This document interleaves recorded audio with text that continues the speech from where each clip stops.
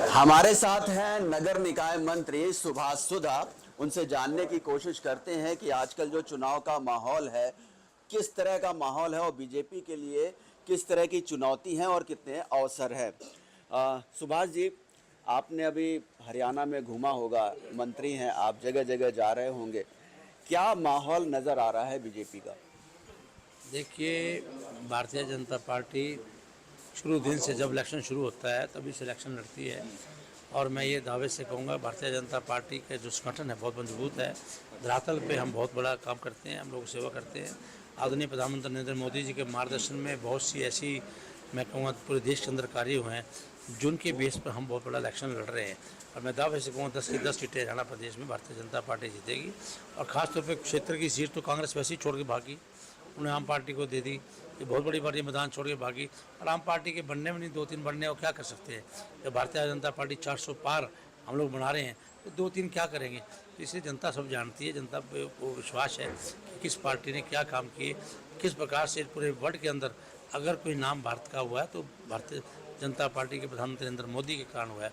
आयुकरण के अंदर इस प्रकार से युद्ध रोक के भारतीय बच्चों को लाने का काम किया तो प्रधानमंत्री नरेंद्र मोदी जी ने, राम मंदिर बनाने का काम किया तो प्रधानमंत्री नरेंद्र मोदी जी ने, 370 धारा तोड़ने का काम किया तो प्रधानमंत्री नरेंद्र मोदी जी ने, 5 एकड़ से कम किसानों के खाते में 6,000 रुपये डालने का काम किया तो प्रधानमंत्री नरेंद्र मोदी ने, किसानों की डायरेक्ट फसल उनके खाते में डालने का काम किया तो प्रधानमंत्री नरेंद्र मोदी जी। बहुत से देश के अंदर काम हुए, मैं कहूँ उनके बेस पर हम इलेक्शन लड़ रहे हैं और हमारा कर्तव्य भी बनता है।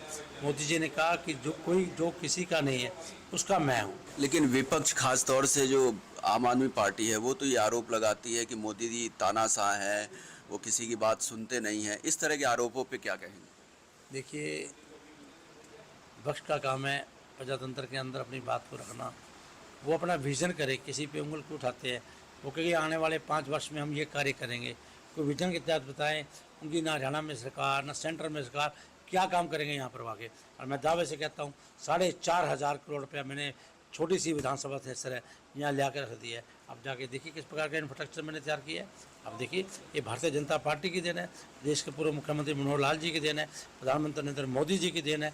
जो भारतीय जनता पार्टी ने किया, आज कुरुक्षेत्र का नाम मतलब के मानचित्र पर लाने का काम कर रहे हैं, प्रधानमंत्री नरेंद्र मोदी जी कर रहे हैं। दूसरा ये कि कांग्रेस ये कह रही है कि उसकी हरियाणा में हवा चल रही है, लोग छोड़ छोड़ करके आ रहे हैं, जेजेपी के प्रदेश अध्यक्ष निशान सिंह शामिल हुए हैं, तो इस तरह कैसे देखते हैं? देखिए, ये जेजेपी पार्टी के जो हैं प्रदेश अध्यक्ष वो छोड़ के गए। ऐसे तो बहुत लोग जो है अपने बहुत ज्वाइनिंग, डेली ज्वाइनिंग हो रही है हमारी, बहुत से काउंसलर आ रहे हैं, बहुत से अभी मैं कहूँगा जो विधायक हैं वो आ रहे हैं। अभी दिनेश कौशिक जी ने भारतीय जनता पार्टी करी, पूर्व में विधायक रहे वहाँ पे नम क्या। इसी प्रकार से हमारी कॉन्स्टिट्यूंसी से अभी कल ही नम क्या म्यूनसिपल कॉर्पोरेशन का आम पार्टी से इलेक्शन लड़ा है धवन, वो भारतीय जनता पार्टी ज्वाइन कर रहा है। बहुत से लोग मैं गिनाने लगूंगा, आपको बहुत समय लग जाएगा। बहुत लोग ऐसे हैं जो छोड़ के आम पार्टी को और कांग्रेस को छोड़ के भारतीय जनता पार्टी ज्वाइन कर रहे हैं। आखिरी सवाल कि आप कुरुक्षेत्र के संयोजक भी हैं और आपको कुरुक्षेत्र जिताने की पूरी जिम्मेदारी है। कैसा इलेक्शन की कैंपेन चल रही है? लोग तो कह रहे हैं मामला टक्कर का हो रखा है।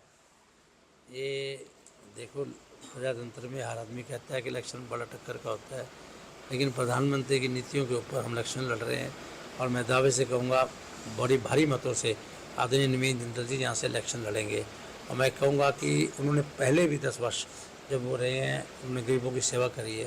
प्रधानमंत्री नरेंद्र मोदी जी के मार्गदर्शन में इलेक्शन लड़ा जा रहा है और पूरे संगठन आज भारतीय जनता पार्टी का दिन रात एक लगा हुआ है।